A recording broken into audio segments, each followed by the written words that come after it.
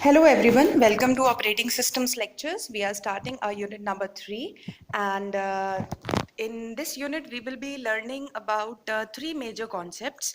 First is what do we understand by process, second CPU scheduling and its numericals, and in last there will be deadlock and deadlock handling strategies. So let us start with process concept. सबसे पहले हमें पता होना चाहिए कि process होता क्या है। तो a process is a program when under execution. तो हम करते क्या हैं, किसी भी प्रोग्रामिंग लैंग्वेज में वी राइट अ प्रोग्राम और हम उसको सेव कर कर उसी एक्सटेंशन से, for example dot C extension से स्टोर करके अपने डिस्क के अंदर रख लेते हैं। फिर जब हम उसे एग्जीक्यूट करते हैं, दैट मीन्स जब हम उसे सीपीयू प्रोवाइड करते हैं, तो वो प्रोग्राम किस में कन्वर्ट हो जाता है, एक प्रोसेस में। तो प्रोसेस क्या है, जब प्रोग्राम एग्जीक्यूट होता है तो वो प्रोसेस बन जाता है। अब अगर डिटेल में जाते हैं तो प्रोसेस के पास चार मेजर कंपोनेंट्स होते हैं। पहला ऑब्जेक्ट प्रोग्राम। जब हम प्रोग्राम को रन करते हैं तो उससे पहले there is a step of interpretation और कंपाइलेशन, राइट। तो बेसिकली एक कंपाइलर का एग्जांपल लेते हैं, सी प्रोग्रामिंग का। जब भी हम कोड लिखते हैं तो सबसे पहले हम उसे कंपाइल करते हैं, दैट मीन्स एक इंटरमीडिएट कोड जनरेट करते हैं। रीजन, हमने अपना कोड लिखा था हाई लेवल लैंग्वेज में, जो कि एक इंग्लिश लाइक लैंग्वेज होती है, लेकिन मशीन हमारी, जो हमारा कंप्यूटर है, उसको इंग्लिश लाइक लैंग्वेज सी जावा ये समझ में नहीं आता। उसको समझ आता है मशीन लैंग्वेज, दैट इज 0 और 1, जो कि सिग्नल के फॉर्मेट में होता है। तो हम क्या करते हैं, अपनी हाई लेवल लैंग्वेज को लो लेवल लैंग्वेज में, यानी कि एक मशीन लैंग्वेज के अंदर कन्वर्ट करते हैं। तो उसके लिए जो स्टेप होता है, जो करता है, दैट इज कंपाइलर। और हम उससे क्या करते हैं, कंपाइल करने के बाद एक ऑब्जेक्ट कोड बनाते हैं, that is associated with the process. Next, data. For example आपका एक प्रोसेस है, उसके अंदर कुछ इंस्ट्रक्शंस थे जिसमें आपने लिखा इंट a इक्वल्स टू 10, या फिर एक एरे है जिसके अंदर वैल्यूज आपने स्कैन करवाई रन टाइम पे, राइट। तो ये जो वैल्यूज हैं 10 या फिर जो एरे के अंदर की वैल्यूज हैं वो भी आपके प्रोसेस के साथ एसोसिएटेड होती हैं, बिकॉज जाहिर सी बात है आप अपने सारे इंस्ट्रक्शंस उन्हीं डेटा के ऊपर अप्लाई करोगे। थर्ड थिंग जो आती है, दैट इज रिसोर्सेज। अब प्रोसेस है, something actively going on, execution हो रहा है, एग्जीक्यूट कौन करेगा, सीपीयू। इंटरमीडिएट रिजल्ट्स कहां पर स्टोर होंगे या आउटपुट कहां पर स्टोर होगा, मेमोरी। और आउटपुट और इनपुट देने के लिए हमको किसकी जरूरत पड़ेगी, आईओ डिवाइसेस की। तो बेसिकली ये जो हमारे बेसिक रिसोर्सेज होते हैं ये भी प्रोसेस के साथ एसोसिएटेड रहते हैं। And the last thing that you need to know कि हर एक प्रोसेस के पास उसकी अपनी स्टेट्स होती हैं। दैट मीन्स एक प्रोसेस का लाइफ टाइम होता है, स्टार्ट होता है और वो एंड होता है। स्टार्टिंग से लेके एंड तक वो कितनी स्टेट्स से होकर गुजरता है, that is the process state और the state of process execution, जिसको हम अभी आने वाले वीडियोस में और डिटेल में पढ़ेंगे जब स्टेट ट्रांजिशन डायग्राम पढ़ेंगे। एग्जाम्पल के तौर पे लेट मी टेल यू, अगर एक प्रोसेस क्रिएट हुआ है तो वो न्यू स्टेट में है, टर्मिनेट हो गया है, एंड हो गया है तो वो टर्मिनेटेड स्टेट में है। अगर उसको सीपीयू मिल रहा है और वो एग्जीक्यूट हो रहा है तो वो रनिंग स्टेट में है, and so on. So these were the basic things of the process concepts. बात करते हैं how a process is looked when it is stored in the memory. अगर आप डायग्राम भी देखें तो सपोज हमारे प्रोसेस का कुछ साइज है, वो 10 MB का प्रोसेस है, तो 0 से लेकर 10 तक उसका साइज होगा। उसके अंदर टेक्स्ट और डेटा होगा जो हमने अभी देखा। हीप और स्टैक मेमोरी होगी। यहाँ पर हीप मेमोरी ज्यादा डिटेल में नहीं जाते हैं, बट अगर कोई मेमोरी रन टाइम पे एलोकेट करी गई है आपके प्रोसेस को तो वो हीप मेमोरी होती है। और एक स्टैक मेमोरी प्रोसेस हमेशा जनरेट करता है जिसके अंदर वो अपने इंटरमीडिएट रिजल्ट्स या फिर फंक्शन कॉलिंग को स्टोर करता है, राइट। तो जिस तरीके से हीप और स्टैक के ऑपरेशंस डेटा स्ट्रक्चर्स में परफॉर्म होते हैं, उसी से इंप्लीमेंटेशन होता है आपके मेमोरी के अंदर। तो बेसिकली कंप्यूटर साइंस के जितने भी सब्जेक्ट्स होते हैं वो इंटर रिलेटेड होते हैं, बट यहाँ पर डिटेल में हमको नहीं जाना है। मेमोरी मैनेजमेंट में किस तरीके से काम होता है, that we will be looking in the unit number 4. So that was how a process is looked in the memory. This is a very important slide because university में कई बार ये question पूछा गया है, what is the difference between a program and a process? Although it's very simple, 4 to 5 points and you are good to go. First, program is a passive entity, ये भी अभी समझा, and process is an active entity. Program is a set of instruction, but when those instructions are executed, it gets converted into a process. A program have a longer time span. Remember, आपने code लिखा, अपने disc के अंदर store कर दिया. After 1 year also, if you are not deleting that particular program deliberately, that will remain in that particular portion of your disk only. But when you execute that program, it has an execution time or a burst time associated with it, which is of course limited. Then the program is stored on disk in some file that we have already seen or explained, और उसके अलावा उसको और किसी resource की जरूरत नहीं होती है. But whereas in process we have already discussed that उसको CPU, memory, IO devices, files और बाकी जो भी हमारे रिसोर्सेज हो सकते हैं उनकी जरूरत पड़ सकती है. So that was the difference between a program and a process.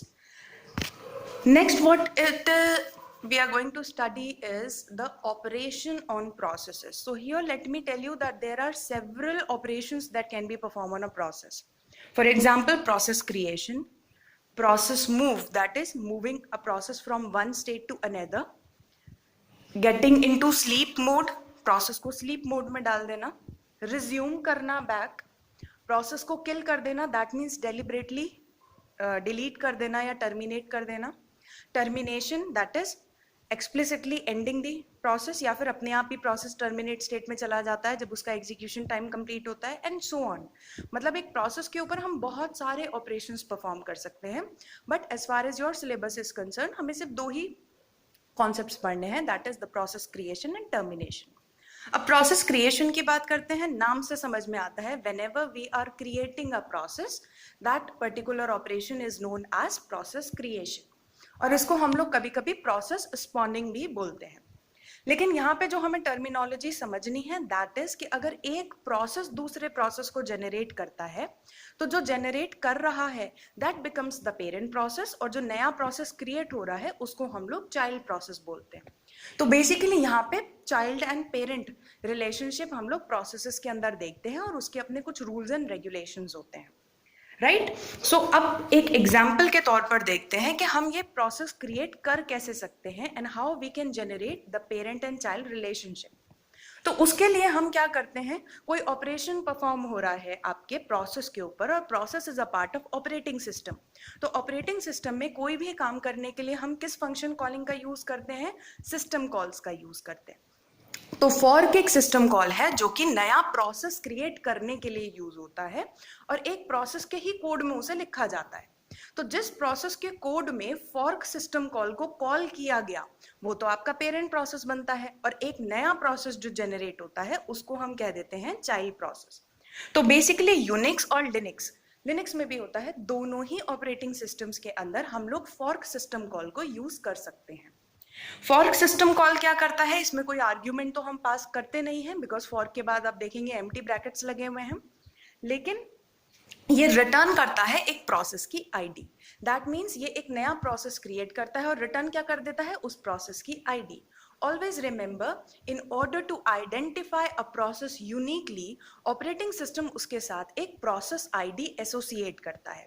Just as एक student का admission होता है तो उसके साथ उसका roll number associate कर दिया जाता है में, right? ताकि वो identify हो सके.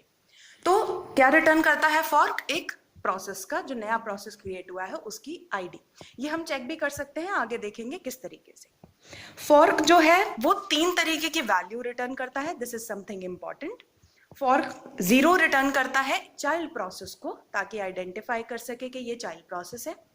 पेरेंट प्रोसेस को एक non zero positive number return करता है जो कि चाइल्ड प्रोसेस की आईडी होती है, ताकि पेरेंट ये रिकॉर्ड रख सके कि जो न्यूली जनरेटेड प्रोसेस है वो कौन सा है. That means this is my child process. Third value is कि वो एक नेगेटिव वैल्यू रिटर्न करता है अगर वो नया प्रोसेस क्रिएट करने में फेल हो जाता है. तो टिल नाउ आपको फॉर्क एक्चुअली पढ़ना क्यों है, बेसिकली ये यहाँ पर तो नहीं पूछा जाता प्रोसेस क्रिएशन में, लेकिन फर्स्ट यूनिट में जब हम सिस्टम कॉल्स पढ़ते हैं तो समहाउ वो क्वेश्चन पूछ लेता है, आप एक्सप्लेन कीजिए इन डिटेल किसी भी एक सिस्टम कॉल को. तो fork is an easiest system call जो आप एक्सप्लेन कर सकते हैं और लैब्स में भी आप देख चुके हैं. तो बेसिकली आपको पता होना चाहिए फॉर्क एक नया प्रोसेस जनरेट करने के काम में आता है, parent and child relationship maintain करता है और उसके अंदर 3 वैल्यूज रिटर्न होती हैं, as you can already see it on the screens. एक सैम्पल प्रोग्राम से समझने की कोशिश करते हैं कि फॉर्क करता क्या है। दो हेडर फाइल्स ली, एक uni-stdi और आपका stdio.h, जिसके अंदर आपके printf और scanf और आपकी पहली हेडर फाइल के अंदर आपके सिस्टम कॉल्स जो हैं वो डिफाइंड होते हैं। हमने क्या करा, एक pid टाइप का इंटीजर लिया, दैट इज p, और फॉर्क को कॉल करवा लिया। दैट मीन्स फॉर्क की वैल्यू रिटर्न होकर कहाँ गई होंगी, p के अंदर। रिमेंबर फॉर्क के अंदर इफ और एल्स दोनों का आंसर मिलता है, बिकॉज फॉर्क दो वैल्यूज जनरेट करता है, राइट इसीलिए हमने एक अलग सिस्टम वो लिया है यहाँ पर data type, that is PID, right. तो यहाँ पर if p is equals to 0, 0 किसको रिटर्न होता है, चाइल्ड को, तो 0 से we can identify the child process, right. तो हमने क्या कहा, यहाँ पर एक आई थिंक मैंने यहाँ पर ब्रैकेट्स जो है वो नहीं लगाए हैं सही से, तो that is a typo, please bear with it. If 0 के पास अगर जाता है तो that is printf, hi this is the child process and my ID is something, that is %d get PID। तो गेट PID क्या होता है, यहाँ पर प्रोसेस की आईडी रिट्रीव करने के लिए, जो यूनिक आइडेंटिफिकेशन नंबर है उसको रिट्रीव करने के लिए हम गेट PIDs लेकर आते हैं। तो यहाँ पर दो पार्ट्स में डिवाइड कर दिया गया, इफ को भेज दिया गया चाइल्ड प्रोसेस के पास और एल्स जो है वो आपके पेरेंट प्रोसेस के लिए है। तो अगर 0 नहीं, नेगेटिव तो है नहीं क्योंकि हमारा प्रोसेस सक्सेसफुली क्रिएट हुआ है, तो दो वैल्यूज होंगी हमारे पास, 0 जो कि चाइल्ड के पास जाएगा और एक पॉजिटिव नंबर जो आपके पेरेंट के पास जाएगा, राइट। तो अगर 0 जाता है तो वो चाइल्ड का एग्जीक्यूशन चलेगा, दैट मीन्स वो चाइल्ड प्रोसेस के पास चला जाएगा कोड, और अगर पॉजिटिव नंबर आता है तो वो एल्स वाला पोर्शन पेरेंट प्रोसेस का है। तो जब आप इस कोड को रन करेंगे, ऑफ कोर्स ब्रैकेट्स की इश्यूज को ठीक करने के बाद आउटपुट कुछ ऐसा आएगा, hi this is the parent process with ID 4040 and hi this is the child process with ID 4041। That means get PID से हमें चाइल्ड और पेरेंट प्रोसेस दोनों की ही ID रिट्रीव हो जाएंगी। और यहाँ पर हम देखें तो हमने चाइल्ड और पेरेंट प्रोसेस दोनों से अलग अलग टास्क करवाया है। यहाँ पर सिर्फ आपका एक printf स्टेटमेंट है, आप चाहें तो उसके अंदर कुछ भी एग्जीक्यूशन, कुछ भी कैलकुलेशन, कोई भी कोड लिख सकते हैं। तो ये एक इंटरव्यू क्वेश्चन होता है। बेसिकली फॉर्क के बहुत सारे कॉन्सेप्ट होते हैं, कितनी बार आपको आउटपुट मिलेगा, कितने चाइल्ड क्रिएट होंगे, राइट। लेकिन एक और इंटरव्यू क्वेश्चन है, दैट इज कि क्या हमें कभी ऐसा हो सकता है किसी प्रोग्रामिंग लैंग्वेज में इफ और एल्स दोनों का ही आंसर मिले। तो yes, with the help of fork system call, जब हम लोग चाइल्ड और पेरेंट आईडी की बात करते हैं या चाइल्ड और पेरेंट प्रोसेस की बात करते हैं, तो we can get answers of both, that is the if statement and the else statement। तो that is important thing that you should know, और for को डिटेल में पढ़ना चाहिए बिकॉज ये गेट में और टेक्निकल क्वेश्चंस में भी पूछा जाता है। Now talking about the last operation, that is process termination, जो कि बहुत easy है। प्रोसेस टर्मिनेशन मतलब एग्जिट कॉल होती है, सिस्टम कॉल, जिससे हम प्रोसेसेस को टर्मिनेट कर देते हैं। डेलिबरेटली भी कर सकते हैं, और जब एक प्रोसेस अपने आप डिलीट होता है, दैट मीन्स उसका एग्जीक्यूशन टाइम कंप्लीट हो जाता है, तभी भी operating system call exit system call को ही कॉल करता है। बट यहाँ पर थोड़ा सा चाइल्ड और पेरेंट के रिलेशनशिप में देखना होता है कि पेरेंट जो है वो एक्सप्लिसिटली भी अपने चाइल्ड को डिलीट कर सकता है, या फिर पेरेंट डिलीट होता है तो उसके सारे चाइल्ड क्रिएटेड भी डिलीट हो जाते हैं, एंड सो ऑन। कुछ रूल्स हैं जो कि सिचुएशनली हम लोग अप्लाई कर सकते हैं। लास्ट जो टॉपिक आप लोगों को समझना है, that is cascaded termination. See for example, sometime it may happen that there is a parent process और उसने एक चाइल्ड प्रोसेस क्रिएट किया, चाइल्ड प्रोसेस ने एक सब प्रोसेस क्रिएट करा, उस सब प्रोसेस ने फिर से एक सब प्रोसेस क्रिएट करा। That means nesting of your fork system call. तो कई बार क्या होता है कि जब हम लोग पेरेंट को डिलीट कर देते हैं और रूल लगा देते हैं कि अगर पेरेंट टर्मिनेट हो गया तो उसके सारे चिल्ड्रन जो है वो भी टर्मिनेट होंगे, तो you deleted one process, that is the parent process, उसका चाइल्ड प्रोसेस डिलीट हो जाएगा। अब उस चाइल्ड प्रोसेस ने जो सब प्रोसेस किया होगा वो भी डिलीट हो जाएगा। उसके आगे जो एक सब प्रोसेस है, मीन्स उस पूरी हायरार्की में जितने भी प्रोसेसेस होंगे they will be terminated, because only one process which is the head और the parent process is been terminated. तो एक प्रोसेस को टर्मिनेट करने से अगर बहुत सारे प्रोसेसेस टर्मिनेट होना शुरू हो जाएं तो that is known as cascading termination. And that बस आपको डेफिनेशन पता होना चाहिए। So I think that will be all with process concepts. I hope ये topic आप लोगों को clear हुआ होगा।